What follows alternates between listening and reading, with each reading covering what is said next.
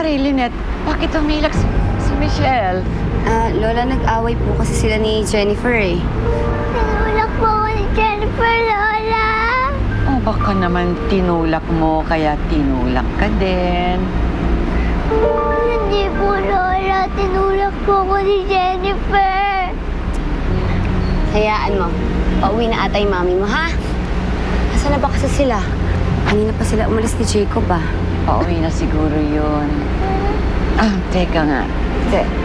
Maria. Maria. Saglit.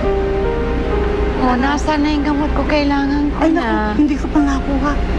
Lola Maria, ako na lang kukuha ng gamot niyo. Oh, si Maria na lang ha. Siyang nakakaalam ng mga gamot ko. Maria, tawagan mo rin si Dr. Abuelita, ha? Pa-check up natin itong bata. Masakit na yung tagiliran niya. Saan ka mo? Para Lola, wag na po kaya kasi mukhang okay naman po ata si Michelle eh. Hindi naman po ata niya kailangan ng doktor. Hindi. Di ba?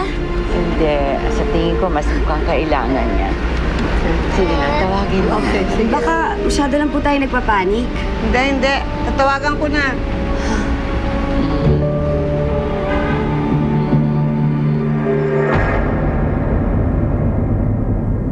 Mukhang hindi maganda yung panaginip mo, ah. Kaya ako makalabas dito.